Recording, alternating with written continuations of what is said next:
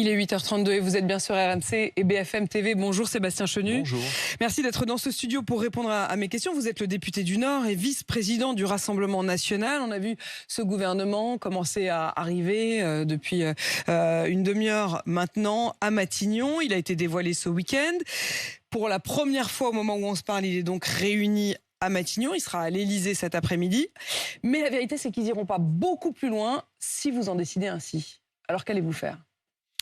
Vous le savez, nous l'avons dit, ce gouvernement, comme son Premier ministre, est sous surveillance. C'est-à-dire que nous, dans notre position, ce que nous souhaitons, c'est peser sur les choses et empêcher des virages que nous ne souhaiterions pas voir prendre par ce gouvernement dans l'intérêt des Français. Peser, ça veut dire qu'on souhaite qu'il y ait des orientations en matière de pouvoir d'achat, d'immigration et de sécurité qui soient prises et qui aillent le plus loin possible. Et puis empêcher, ce serait évidemment, notamment par exemple en matière fiscale, en matière d'impôts, d'aller taper la France qui travaille, les classes populaires ou qui ont travaillé. Si j'entends bien, vous utilisez encore le conditionnel, ce qui veut dire que vous ne censurerez pas a priori ce gouvernement. Vous allez lui laisser un petit peu de temps. Vous allez les regarder courir.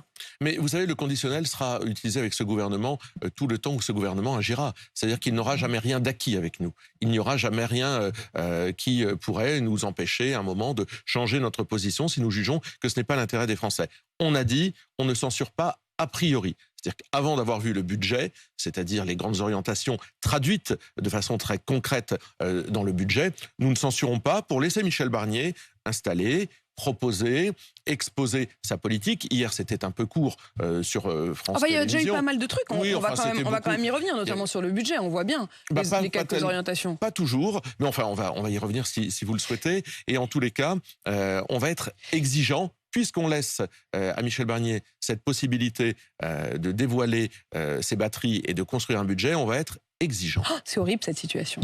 C'est-à-dire qu'en fait, quand on vous écoute, on se dit ils sont là, ils avancent, et puis en même temps, vous êtes là, tapis dans l'ombre, à tout moment. Pas du tout tapis dans l'ombre. À tout moment, vous pouvez couper la corde, quoi. Non, alors on n'est pas du tout tapis dans l'ombre. On est fort de 11 millions. En fait, ils vont être obligés de gérer au jour le jour, quoi. Ils peuvent pas vraiment. Non, au contraire, je pense que s'ils avaient des grandes perspectives et qui permettaient de donner des objectifs à long terme, ce serait probablement rassurant. Je pense que c'est exactement l'inverse. C'est pas gérer au jour le jour. Ils devraient nous donner des grands objectifs à atteindre.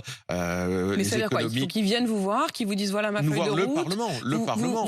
Vous validez pas ? Nous sommes le groupe le plus important du Parlement. Mais nous sommes aussi la seule opposition, car tous les autres groupes, gauche comprises, ont un jour ou l'autre voté pour Emmanuel Macron et ses députés. Donc nous sommes les seuls à être la véritable opposition, avec nos alliés d'Éric Ciotti. Tous les autres, à un moment ou à un autre, leur ont fait la courte échelle. Donc on est exigeant parce qu'on représente des millions de Français. Vous savez ce que me disaient hier les électeurs? Moi j'étais ce week-end dans ma circonscription, dans des communes, à Famars, à Avesnes-le-Sec. Ils m'ont dit, on prend les mêmes et on recommence. Donc soyez exigeants d'eux, et si ils sortent du chemin, si ils viennent chercher de l'argent dans nos poches alors que nous travaillons, eh bien tapez-les. Voilà ce que nous disent les Français. Précisément, Sébastien Chenu, on va regarder point par point ce qui a quand même commencé à être dévoilé hier par Michel Barnier. D'abord sur les finances, parce que c'est bien ce que vous disiez à l'instant, la toute première épreuve, ce sera le budget. Réussir ou non à passer l'épreuve du budget à l'Assemblée nationale, à faire voter ce budget, et ça va être dans les jours qui viennent. Sur la question des recettes, Michel Barnier a laissé entendre hier qu'il pourrait augmenter les impôts, faire participer, je cite, les plus riches et les très grosses entreprises. Est-ce que là-dessus, vous dites pourquoi pas ? Alors c'est là où Michel Barnier n'est pas très clair, justement. Parce que lorsqu'il commence à ouvrir la boîte de l'augmentation des impôts, on peut imaginer où ça peut commencer, ce que dit Michel Barnier, faire participer les plus riches. On peut y être attentif. Il dit pas les classes moyennes. Je ne veux pas toucher les classes moyennes. Oui, mais on ne sait pas jusqu'où ça va. Et il est là le problème, parce que moi j'ai entendu que le gouvernement travaillait sur un projet, par exemple, de gel du barème de l'impôt sur le revenu pour récupérer 4 milliards, ce qui ferait entrer mécaniquement, sans que leur revenu ait augmenté, 300 000 Français actifs ou retraités dans cette tranche supérieure d'impôts. Et là, on ne parle plus des plus riches, on parle des gens qui auraient basculé dans une tranche supérieure sans que leur revenu n'ait augmenté. Alors on va préciser les choses pour que tout le monde comprenne bien ce qui pour vous est la ligne rouge. Aujourd'hui, il y a des barèmes, des paliers au-dessus desquels vous payez davantage d'impôts qu'en dessous. Et mécaniquement, chaque année, ces barèmes sont relevés pour tenir compte de l'inflation. Si on ne touche pas les barèmes, on a effectivement l'air de ne pas augmenter les impôts puisqu'on n'y touche pas Mais mathématiquement, Vous avez très bien on fait exprimé. rentrer un certain nombre de Français dans la tranche Sans que supérieure. leur revenu n'ait augmenté. C'est-à-dire qu'en fait, ils subissent l'inflation Sans beaucoup que leur plus. pouvoir d'achat n'est augmenté. Oui, enfin, vous avez vu que d'ailleurs l'INSEE nous a montré que le pouvoir d'achat des salariés publics et privés avait baissé en 2023, en 2024. Donc là, c'est Ça, une c'est ligne une rouge. ligne rouge. C'est une ligne rouge pour nous parce que c'est une hausse d'impôts déguisée et on va nous dire ça touche les plus fortunés, alors qu'en réalité, on aura fait entrer dans le barème supérieur des Français qui n'auront pas vu leur pouvoir d'achat augmenter. Donc, ces si j'ai dernières bien années. compris, Sébastien Chenu, gel des barèmes de l'impôt sur le revenu, ça c'est la ligne rouge. En revanche, quand il dit, Michel Barnier hier, qu'il pourrait faire participer les plus riches et les très grosses entreprises, vous ne sortez pas le stylo avec le fait que ce soit la ligne rouge. Là, non. Mais on va voir. Ça, Nous, vous on êtes a pas proposé. Non, on a proposé par exemple une taxation sur les surprofits. Pas sur les profits. Il est normal qu'une entreprise fasse des profits. Sur les surprofits, c'est-à-dire le fait que des entreprises aient pu, en dehors de leur stratégie, faire des surprofits qui leur ont bénéficié. Ah oui. Là, on est d'accord. Et d'ailleurs, le Et les modèle plus riches, était l'ISF. d'accord. Mais l'ISF, c'est un faux débat. Nous, on est pour un impôt sur la fortune financière qui remplace l'impôt sur la fortune immobilière. Mais on est conscient tout à fait que c'est pas cet impôt qui va résorber le déficit Il est abyssal. symbolique, cet impôt ? Il est symbolique. On veut un impôt sur la fortune financière. Nous l'avons dit, nous referons cette proposition. C'est quoi la fortune financière ? C'est l'argent qui dort, en réalité, et non pas l'argent issu ou du patrimoine que des Français ont pu se construire avec leur travail, qui a été taxé par Emmanuel Macron. Donc ça, ce sont des lignes rouges, ce sont des perspectives, et souvent les milieux économiques, ils ne demandent pas d'ailleurs qu'on taxe les plus modestes, qu'on taxe la France du travail, ils demandent quelque chose de cohérent, et de cohérent dans le temps. Donc j'aimerais que Michel Barnier nous donne ses perspectives, nous explique quelle est sa logique, et puis ensuite, eh bien, nous nous déterminerons. Alors voilà pour ce qui est des impôts. Ensuite, les retraites. Michel Barnier a dit qu'il ne souhaitait pas abroger la réforme des retraites, contrairement à vous. En revanche, il est prêt, dit-il, à des aménagements. Est-ce que ça vous suffit ? Non, mais d'ailleurs, nous allons proposer, nous, l'abrogation de la réforme des retraites. Pour revenir au système, l'abrogation de la réforme des retraites, celle d'Emmanuel Macron, mais aussi du système de Marisol Touraine, revenir à 42 annuités pour pouvoir partir à partir de 62 ans. C'est ce que nous proposons dans notre niche. Et nous pensons qu'effectivement, il ne s'agit pas d'aller essayer de faire un bricolage. Ce que Michel Barnier propose, c'est d'aller faire du bricolage, probablement sur des carrières longues, de retrouver quelques dispositifs. Aménager, oui, il a Voilà, parlé de la des question de la aménagements. pénibilité. Moi, je pense qu'il faut remettre le chantier à zéro. Il faut recommencer, revoir les partenaires sociaux. C'est une réforme qui n'emporte pas l'adhésion des Français. C'est une réforme aussi coûteuse. Je vous repose la question, Sébastien Chenu, est-ce que c'est un souhait ou est-ce que c'est une exigence ? C'est-à-dire, est-ce que si, en effet, il n'abroge pas cette réforme des retraites et qu'il se contente pour l'instant d'aménagement à la marge, est-ce que vous censurerez ou vous ne censurerez pas ? Ou vous direz, bon, allez, c'est pas la priorité. Pour la réforme des retraites, c'est la priorité, mais nous ne comptons que sur nous. Michel Barnier a déjà dit qu'il ne voulait pas l'abroger. Alors nous le Donc, proposons le 31 octobre. Non, parce que nous ce n'est pas une raison suffisante pour le censurer. Ah ben ça fera partie quand même du package. Si parce que ça viendra avant le vote du budget, si notre proposition d'abrogation de la réforme des retraites n'était pas votée, si la gauche faisait la fine bouche, refusait de voter ce qui peut bénéficier aux salariés après avoir tapé sur des casseroles pendant des mois, on le ramène sur un plateau. Bon, si ça ne passait pas, effectivement, on demanderait à Michel Barnier d'inclure cette abrogation dans son projet de budget. Sébastien Chenu, sur la question de l'immigration, il a promis, Michel Barnier, d'être pour une fermeté et une humanité. Il a même été jusqu'à parler de l'Allemagne qui, vous le savez, referme ou renforce le contrôle aux frontières, comme en quelque sorte d'un modèle. Écoutez. Pouvoir contrôler nos frontières qui sont souvent des frontières passoires. Regardez ce que font les Allemands. On va faire des choses pratiques pour maîtriser et limiter une immigration qui devient souvent insupportable et qui d'ailleurs conduit à ne pas bien accueillir ceux qu'on accueille chez nous. Pas d'idéologie, je pense qu'on doit traiter cette question de l'immigration avec beaucoup plus de rigueur, il y aura des ruptures, beaucoup plus de fermeté en même temps de l'humanité. Ça vous pouvez signer, non ? J'ai entendu ce discours déjà 10 fois, vous savez, notamment par les Républicains, et puis à la fin, rien ne s'est fait. On va pouvoir voir si Michel Barnier, par exemple, veut supprimer, réformer, modifier l'AME, l'aide médicale d'État. Là, ce sera aussi... Il a dit qu'il n'y avait pas de tabou là-dessus. Oui, lui n'en a pas. Ça, mais est-ce qu'il sera suivi ? Non, mais ça, c'est des signaux aussi pour... Voilà. Non, mais d'accord, mais tout ça, c'est le service minimum. C'est pas pour nous, c'est pour les Français, madame. C'est le service minimum. Ça pèse sur les finances publiques. C'est totalement injuste. L'aide médicale d'État, je vous rappelle, ce sont des soins offerts, un grand panier de soins offerts gratuitement à des gens en situation irrégulière.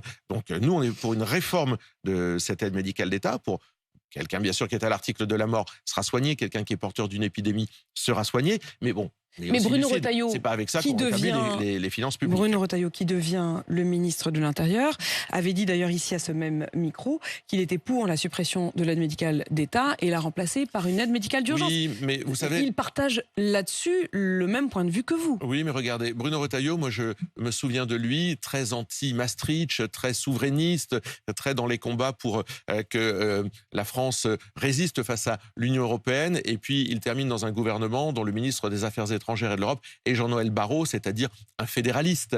Donc j'entends les propos d'estrade d'un Bruno Retailleau, désormais associé à un garde des Sceaux socialiste qui n'a visiblement pas les mêmes, dans son parcours, a montré qu'il n'avait pas les mêmes options politiques, le même logiciel que Bruno Retailleau, et je crains le retour du en même temps. C'est-à-dire, ça veut dire quoi, Bruno Retailleau d'un côté, Didier Migaud de l'autre, justice et intérieur, ça vous paraît se nuire l'un l'autre? En tous les cas, ça paraît ne pas pouvoir permettre à un ministre de l'Intérieur, même déterminé, d'aller au plus loin sur ces questions de sécurité et d'immigration, car il sera borné par le garde des Sceaux.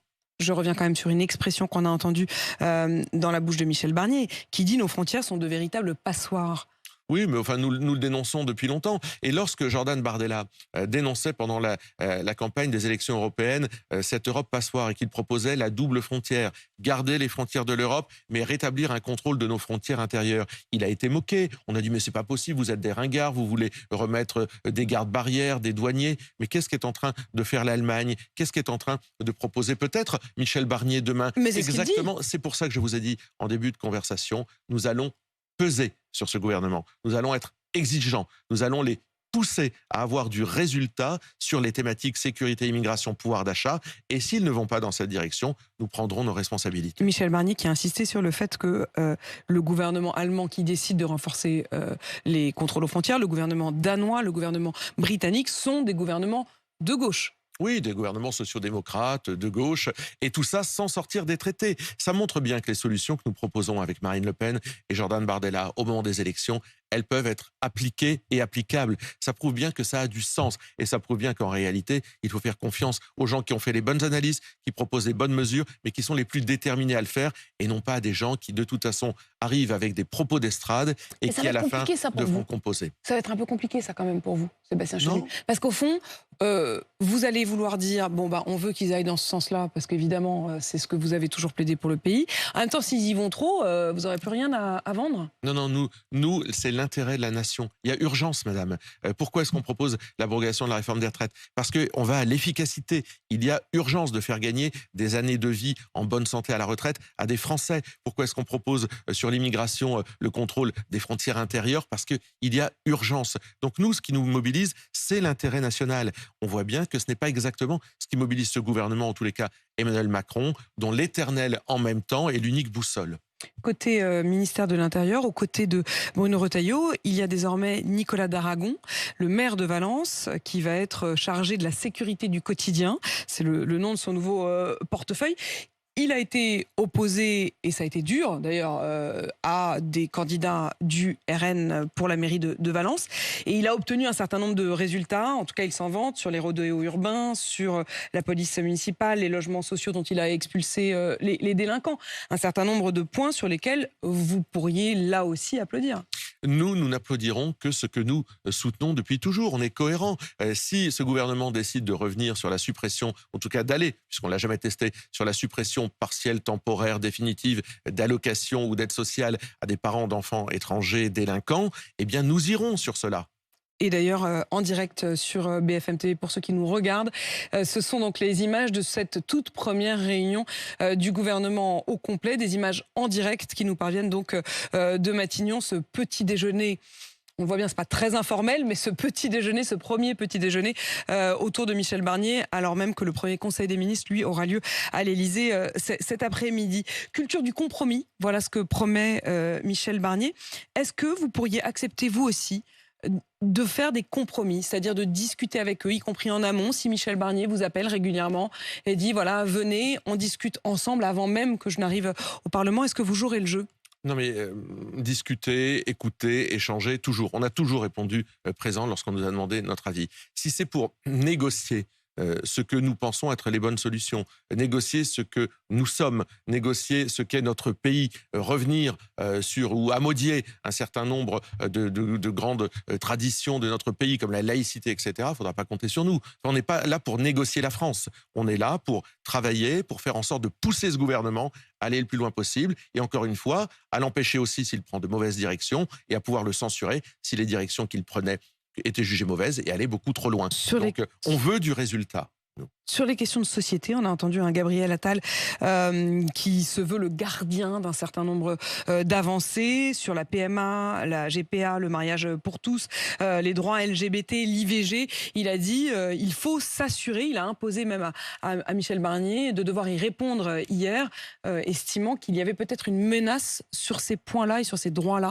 Quelle est votre position à vous, Sébastien Chenu? Alors, c'est intéressant que Gabriel Attal découvre que finalement, il a fait élire, il a permis l'arrivée de partenaires qui sont des libéraux économiquement et des conservateurs sociétalement. Toujours bien de le voir après, comme quand il fait élire des gens d'extrême gauche, il s'aperçoit qu'il a fait élire Louis Boyard ou David Guiraud, mais il s'en aperçoit un peu tardivement. C'est assez hypocrite. Moi, je pense qu'effectivement, on découvre pas, ce sont des conservateurs en matière sociétale pour la plupart de ces ministres.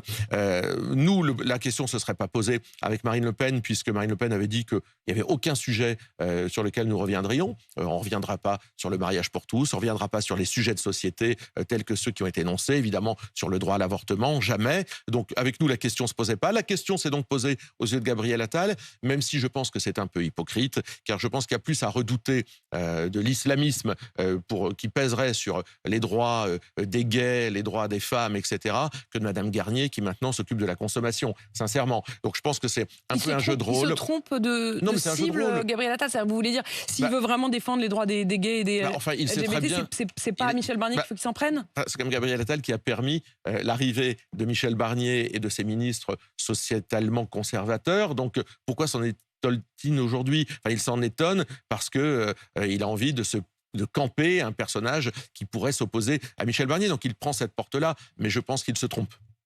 Il y a un poste qui va être libéré de vice-présidente de l'Assemblée, puisque Annie Genevard était vice-présidente de l'Assemblée. Elle rentre au gouvernement, elle va donc devoir laisser ce job-là. Sébastien Chenu, allez-vous recandidater à ce poste-là? En tout cas, pas pour un poste de vice-présidente de l'Assemblée, je vous remercie. Non, de vice-président, évidemment. Mais pour le reste, nous voulons être respectés dans ce que nous représentons.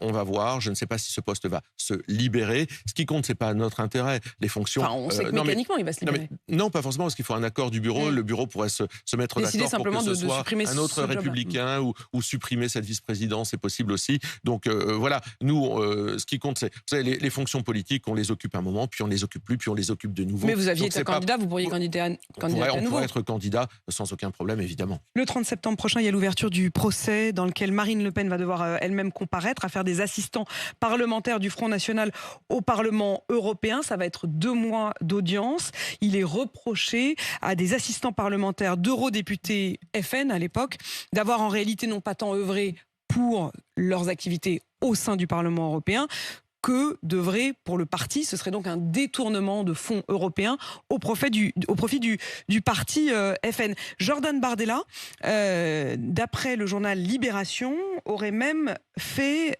des faux pour tenter de masquer un certain nombre de ses activités, alors qu'il était lui-même assistant parlementaire, non pas donc en tant que président du parti, mais en tant qu'assistant parlementaire à l'époque. Que répondez-vous à cela ? Jordan Bardella et nous-mêmes contestons formellement ces affirmations de Libération et une plainte a été déposée. Il faut dire que Libération est un journal militant qui ne se cache pas de mener un combat politique contre nous. Jordan Bardella a donc annoncé le dépôt d'une plainte. Sur le reste, Marine Le Pen... Le Rassemblement national porte plainte contre Libération. Et la plainte est déposée. Ce n'est pas une menace de dépôt. Non, mais elle a été annoncée. Si elle ne l'est pas, c'est qu'elle est en cours de rédaction. Mais enfin, ce n'est pas une menace. Il y aura un dépôt de plainte. Pour le reste, Marine Le Pen compte, en s'impliquant et en étant très présente à l'occasion de ce procès, démontrer la volonté de nuire au Rassemblement national, qu'a l'Union européenne, qu'a la Commission, à travers ce procès, de nous nuire politiquement. Ça veut dire quoi? C'est un procès politique pour Bien vous? sûr que c'est un procès politique. Et d'ailleurs, l'Union européenne s'en cache à peine à travers son bras armé qui s'appelle l'OLAF et qui ne respecte pas les droits de la défense, qui déclenche des perquisitions, qui déclenche des surveillances.